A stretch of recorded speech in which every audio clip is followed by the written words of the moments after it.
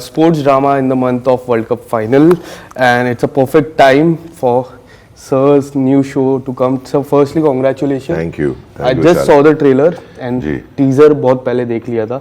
It's amazing. Tell us Thank you. something about slum. ये जो word है, इसमें कई राज छुपे रहते हैं. जी. And इसके जड़ तक जाने से, इन पूरी शो बनाने से, how was your research for this show?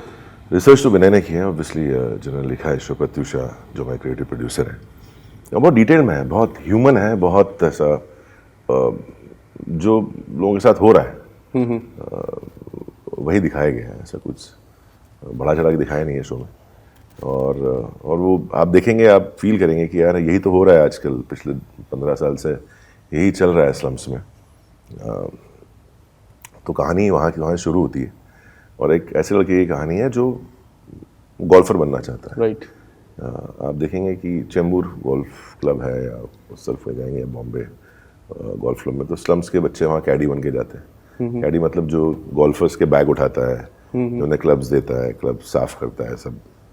तो वो कैडी होते हैं, वो स्लम्स से होते हैं. और उसमें से एक लड़का है पवन नागरे, जो मयूर मोरे प्ले कर रहे हैं. और उसका एस्पिरेशन है कि वो प्रो गोल्फर बने, जो कि बहुत बड़ी चीज़ है. एमेच्योर गोल्फर होता है, उसके बाद प्रो गोल्फर होता है. और वो एक किसी स्लम के बच्चे के लिए वो सपना देखना भी बहुत बड़ी बात है. राइट. और उसमें एक लड़का वो सपना देखता है और वो कैसे अचीव करता है. It's a story about underdog who achieves his goal with lot of hustle bustle in his life. और उसमें मेरा किरदार है जो कोच राणे है, हाउ ही गाइड्स हिम. और उसके तरीके बड़े अलग हैं कोच राणे के. बड़ा मज़ेदार कैरेक्टर है वो, बहुत यूनिक स्टाइल है उसका शो में. और तो ये कहानी है. और I think Amazon shopping app पे है, जहाँ अमेज़ॉन मिनी टीवी फ्री है. तो मुझे पता है बहुत सारे लोग देखने वाले हैं. और बहुत सारे लोग जो, चाहे वो गोल्फ हो, चाहे वो किसी भी फील्ड या कोई भी स्पोर्ट हो, जिसमें अगर एस्पिरेशन रखते हैं कि हमें वहाँ प्रो गोल्फर बनना है, या इंडिया के लिए खेलना है, या स्टेट के लिए खेलना है, या हमें रिप्रेजेंट करना है कहीं, वो लोग ज़रूर इंस्पायर होंगे इस शो को देख के.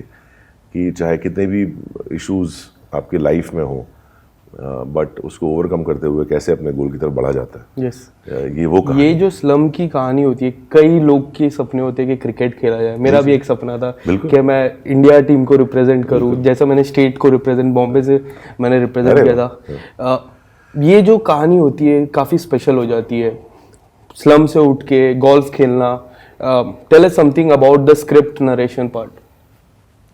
देखिए, वो तो आप शो में देखेंगे पूरी कहानी तो. बट सिंपल है कि एक स्लम, उसके लिए एक डोर वहाँ खुला है जहाँ वो गोल्फ कोर्स में एंटर कर सकता है. राइट. वो कैडी कर सकता है किसी को. बट वहाँ से जो गोल्फर बनने की जर्नी है वो बहुत बड़ी है. और उसमें कितने हिंड्रेंस आते हैं, कितने लोग आपको हमेशा पीछे खींचने को तैयार रहते हैं, कितने कॉम्पिटिटर्स होते हैं, कितने लाइफ आपके लोग आपकी ज़िंदगी में प्रॉब्लम्स क्रिएट करते हैं. कौन आपको हेल्प करना चाहता है, उसको आइडेंटिफाई करना, उसको सही समझना.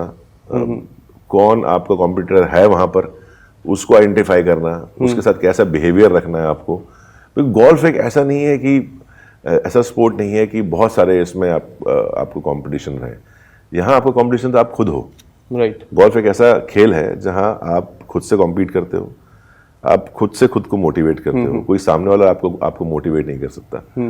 तो ये कहानी बहुत, ये जो खेल है ये बहुत खुद से कंपटीशन करने वाला है.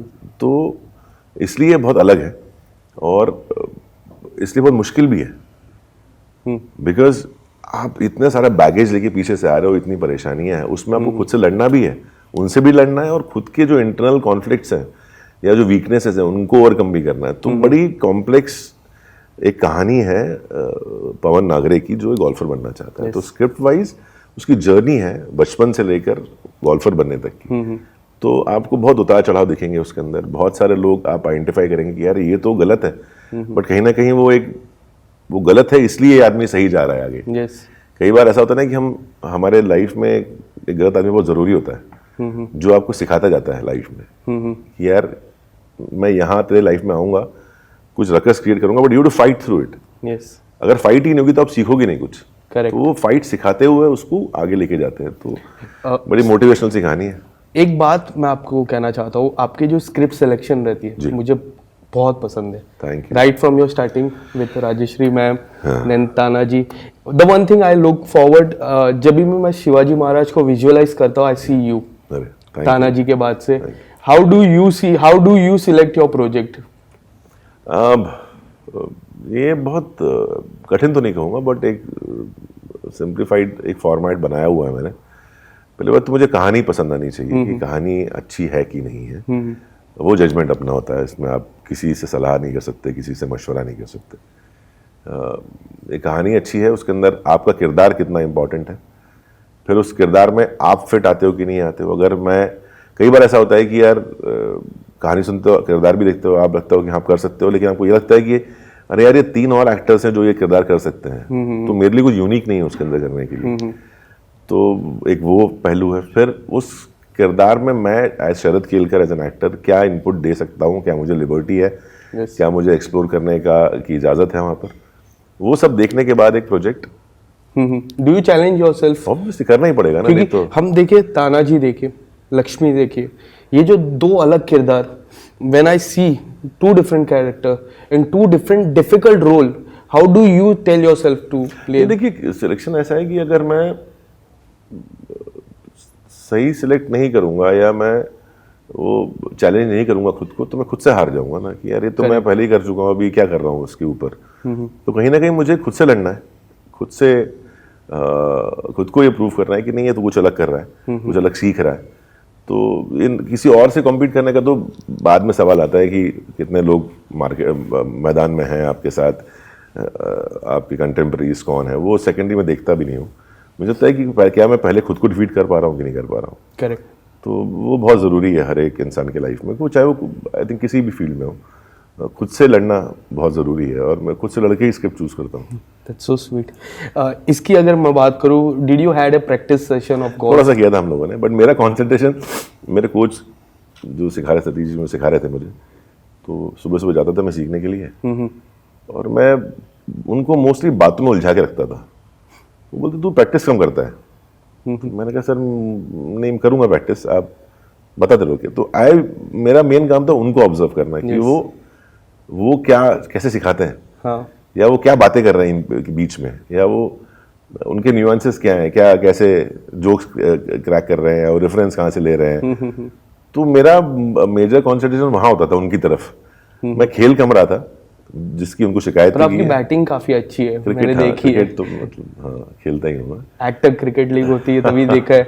बैटिंग आप वो हेल्प करता है गोल्फ के लिए, बिकॉज बहुत सारे क्रिकेटर्स गोल्फ खेलते हैं बिकॉज एक तो हैंड आई कोऑर्डिनेशन अच्छा होता है आपका, दूसरा एक स्विंग जो आप जिसको बैट स्विंग भी कहते हैं आप, थोड़ा सा अलग होता है, बट बॉडी मूवमेंट अक्सर काफी सेम होता है, थोड़ा सा अलग होता है, वो फुटवर्क थोड़ा अलग होता है, बॉडी बैलेंस अलग होता है, but yes it helps as a cricketer. अगर आप क्रिकेटर हैं तो आप गोल्फ में इजी कर जाएंगे, अगर आप गोल्फर हैं तो शायद आप वो स्विंग शॉट अच्छे से मार सकते हैं विद लॉट ऑफ पावर। तो थोड़ा बहुत हेल्प मिलता है, बट बहुत बहुत बहुत बहुत ज़्यादा डिफरेंस है दोनों खेलों में। I know. हाँ, यहाँ आप अपने फेलियर पे कई लोगों को रिस्पॉन्सिबल ठहरा सकते हैं कि यार ये पिच ऐसा बिहेव कर रही है, आज पिच स्लो हो गई, फास्ट हो गई, आज मौसम ऐसा है, ओवरकास्ट है तो इसलिए बॉल ज़्यादा रुक के आ रहा है, या स्विंग हो रहा है, या विंड यहाँ से है तो यहाँ से ऐसा हो रहा है, या वो बॉलर ऐसा है यार आज उसने कुछ अलग कर दिया, आज उसका लक चल रहा है। ये आप क्रिकेट में कर सकते हो, गोल्फ में नहीं। ये आप गोल्फ में नहीं कर सकते, because you are the solo person. आप खुद अकेले अपने आप से लड़ रहे हो, उधर अपने आप से compete कर रहे हो, अपने आप से जीत रहे हो या हार रहे हो। तो ब्लेम करने वाला कोई नहीं है गोल्फ में, आप खुद को ही ब्लेम करोगे सिर्फ। यस। और what would you like to say about the young boy? इनकी एक सीरीज आई थी, कोई यंग नहीं है, दोनों एक सीरीज आई थी, कोई यंग नहीं है इनमें से, सब बड़े ही हैं सर। हाँ, ये दोनों बड़े ही हैं, कोई लगते हैं छोटे हैं थोड़े से, बट दोनों बहुत अच्छे हैं यार। मयूर, गौरव दोनों बहुत बढ़िया, एक तो इंसान अच्छे हैं दोनों यार। सबसे इम्पोर्टेंट वो होता है जब आप किसी यूनिट में काम करते हो ना, वहाँ लोग कैसे हैं बहुत ज़रूरी है। तो एक्टर कैसा है वो सेकेंडरी मानता हूँ मैं, मुझे लगता है इंसान कैसा है। तो दोनों बहुत बढ़िया हैं, डाउन टू अर्थ है, सबके सब मस्ती हो रहे हैं, सीखना चाहते हैं बहुत कुछ। स्पेशली अर्जुन के बारे में बोलूँगा, बिकॉज मयूर में बहुत सारा काम किया हुआ है और बहुत अच्छा काम करता है। बहुत अच्छा एक्टर है।